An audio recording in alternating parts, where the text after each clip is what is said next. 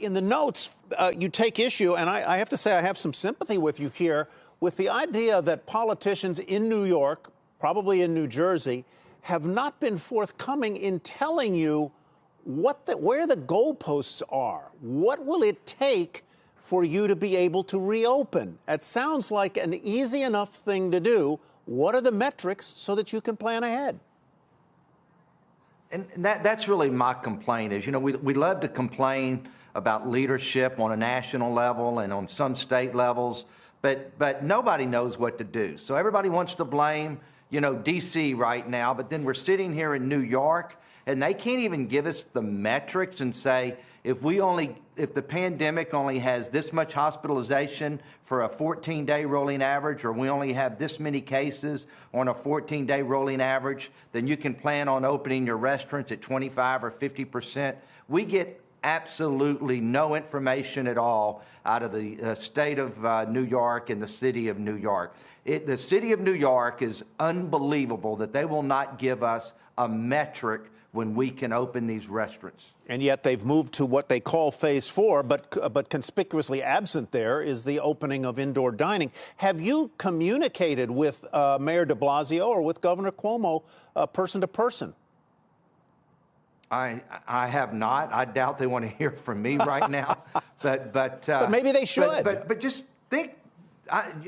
Believe me, I've sent the message, okay? Yeah. But just think about it, okay? Everything is a metric and everything is data points, okay? And we all want to blame everybody else and point everybody else for the data points and not making decisions. Well, wouldn't you look at just 3 or 4 or 5 key data points and say, as soon as we hit these data points, you're going to open? What is so difficult about that? So when we hear about the great leadership of New York and up east in New Jersey, while we're treating the rest of the country like they're from other countries, that they're quarantining us, that we can't even go visit up there. It's ridiculous right now, but yet they won't even give us business points to operate and data points to operate.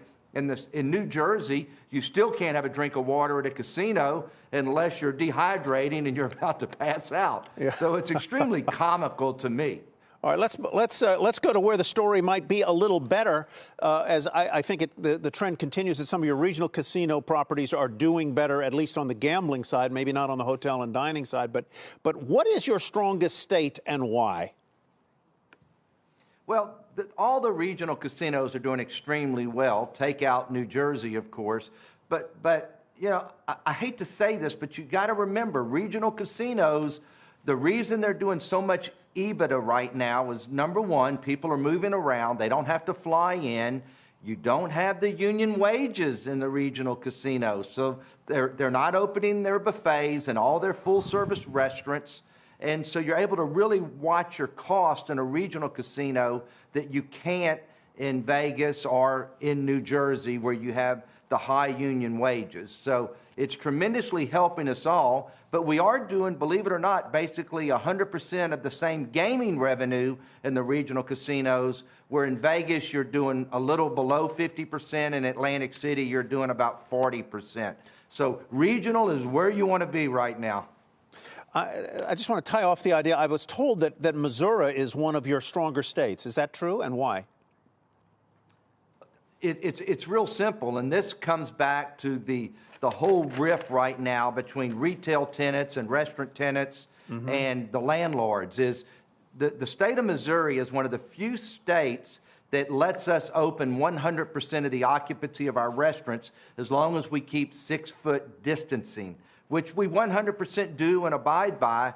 And therefore, because you're able to open the establishment and can seat your seats and still be careful, that's why you're running the best same-store sales comps in that particular market right now. And so until we fix this occupancy problem, even though you're open, how do you pay full rent?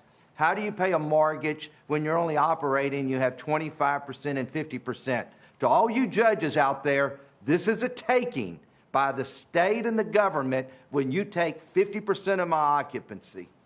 Tillman, what's going on with Disney, where you have some properties, they have reopened, at least in part, but how's the traffic? How's the numbers there? Well, I mean, I look at my own numbers, and I've read a bunch of articles just in the last couple of days, hoping that I was going to see something better than we're seeing.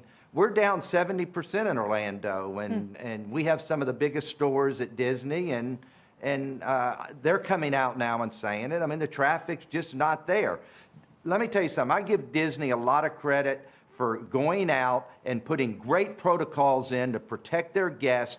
They were only going to let 20% of the park's occupancy to come in. I don't think they're doing 20%. So this is a problem all over America right now, that you can't even do the business even though they're only operating at 20%.